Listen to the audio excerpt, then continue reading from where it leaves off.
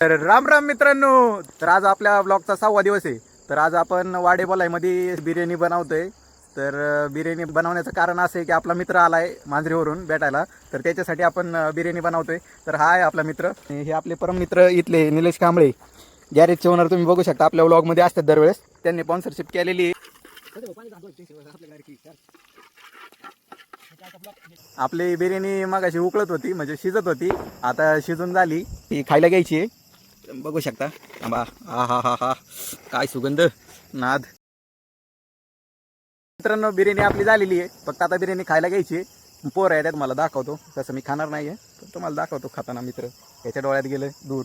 तो एवढा मेहनत घेतोय, तो लांबून आलाय आणि त्याला आम्ही कामं लावलं, त्यालाच बिर्याणी लावली बनवायला. पण बनवली चांगली, मित्रांनी सहकार्य केलं. काय आता खाण्यासाठी करायला लागतं काहीतरी. तिसरा मित्र एक आहे, त्याला आणाय गेल्यात. आता ती येतील घेऊन, त्याला घेऊन आली की तुम्हाला दाखवतो. तर मित्रांनो आपले मित्र आलेली बघा. एका जो आपला मित्र आलाय बघा, काल बी आला ना आज बी आला. बिर्याणी खायला बोलावलेत पोरं. बिर्याणी खायला तर मित्रांनो चला, सगळी बसलेली आहेत बिर्याणी खायला. त्यांना टेस्ट विचारू कशी झाली. टेस्ट कशी सांगा. एक नंबर. एक नंबर. नाही तर मला सुक्ती बिर्याणी झालेली. निलेश एकदम क्वालिटी. नाथकुळा एकदम क्वालिटी. बिर्याणी खायला यायलाच लागते. कुठं? वाडेगाव मध्ये, ते पण वावरात. वाण्याचं तळ. तर मित्रांनो आपले मित्र गेले, पार्टी झाली, आपली बिर्याणी वगैरे सगळं खाल्लं मस्तपैकी. आता सगळे गेले घरी, आपण पण चाललोय घरी. मित्राकडून आपण आकाश कंदील घेतले आपल्या दिवाळीसाठी आपल्याला लावायला दुकानाला. आता आपण पण चाललोय घरी.